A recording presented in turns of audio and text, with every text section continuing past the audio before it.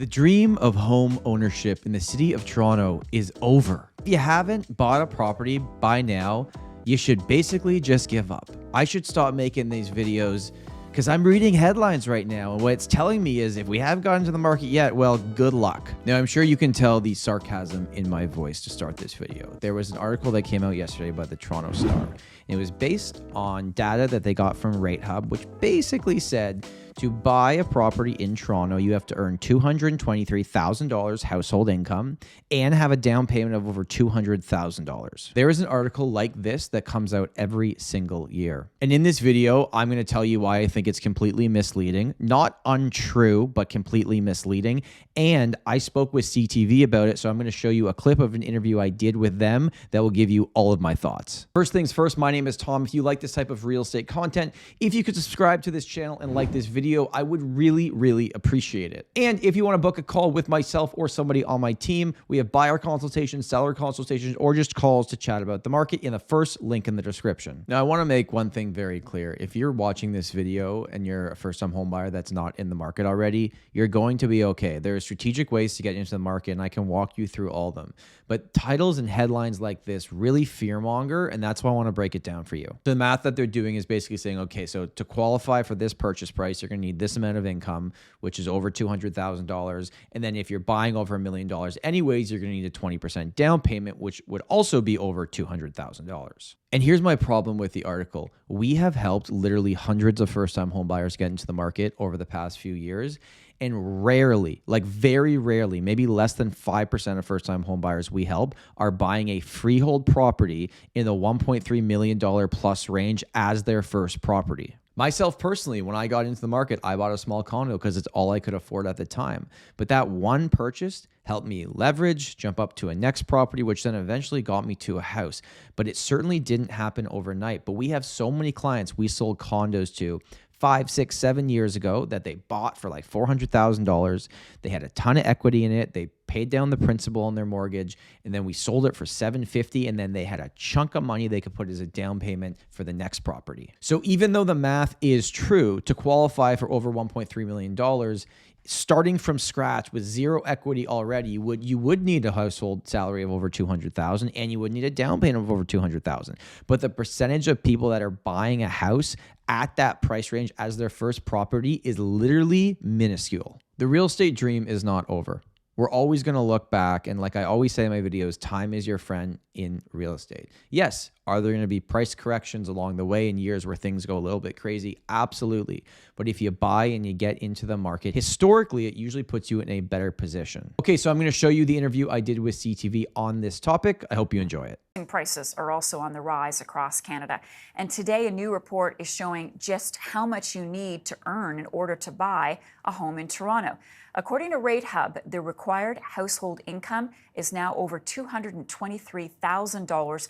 That is up from $205,000 just 6 months ago. And that's assuming you have the 20% down payment saved. With more, I want to bring in Tom Storey, sales representative at Royal LePage Signature Realty. Tom, good morning. This is just makes you shake your head. What does this mean for wannabe first-time home buyers in Toronto? Well, when we break down the average price of a property in this report and how much you'd have to make and even the down payment, I don't know that many first-time home buyers that are buying a freehold property. I think those days were long gone unless they had family money. So I think what you need to be the mindset of a first-time home buyer right now is you have to get into what you can afford, because there are a lot of properties where you can earn a lot less than this and have a much smaller down payment, like a condominium property, that you get into the market and then strategically try to work your way up over time, because we help a lot of first-time home buyers, a very small percentage, buy a home worth $1.3 million as their first property. Okay, so you're suggesting first-time home buyers look at condos instead? Well, I think a lot of people are saving for their dream home, but the 40-year average of the city of Toronto, through all the good and all the bad throughout the last 40 years, has averaged almost 7% appreciation. And it's very, very hard to save at the same rate if you're not leveraged in the market. So a lot of people that we sold condos to 3-5 years ago are now selling them because they've gone up in price and using that equity to jump up. So that's one of the main reasons they actually have the down payment to get to the $1 million plus properties, because they got into the market 3, 5, 6 years ago, and they've kind of remained patient over time and jump up when it makes sense for them. Interest rates are going up. We know that last month in Toronto, housing prices started to cool off a little. Sales went down. What are you seeing right now out there? Yeah, the total amount of sales year over year was down 41%, and month over month, just for March, it was down 29%. So we're seeing a lot less transactions happening. And June 1st, there will be another announcement, and we expect rates to go up again, and that's going to affect the market big time. Total affordability from what people can get now compared to February is a lot different. So I don't see prices going up in the city of Toronto for a little bit of time now. I think they're going to hover, and in certain markets they're going to drop. But when we say drop, we have to understand that we're really dropping from the peak. And as of right now, for most property types, February was the peak of the market. And do you see that? Do you see an upside to that? Is there a silver lining? I mean, it just seems so frothy. It was really getting out of control. 100%. That's the best analogy, right? It's like when you pour a beer and there's too much at the top. That's what the prices were in February. That's kind of being cut now. And I think this is a good thing long term for the market. The way that we saw prices moving was not sustainable. And it's looking like we're going to have a bit of a soft landing here on prices, not that crash landing if we kept going at this point. So although interest rates going up are going to get a few people stuck in situations that are not ideal, I think for the overall health of the market, this is actually a good thing. So there's an election next month in Ontario. What do you think needs to be addressed to help first-time home buyers?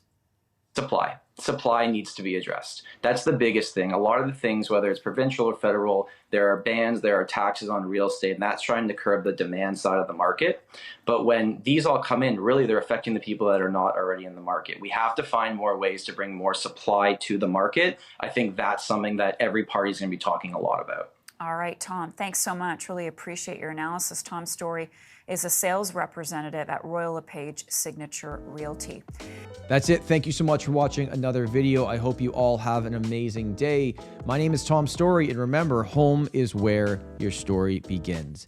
And don't be discouraged. If you're a first-time home buyer, you can still make it happen.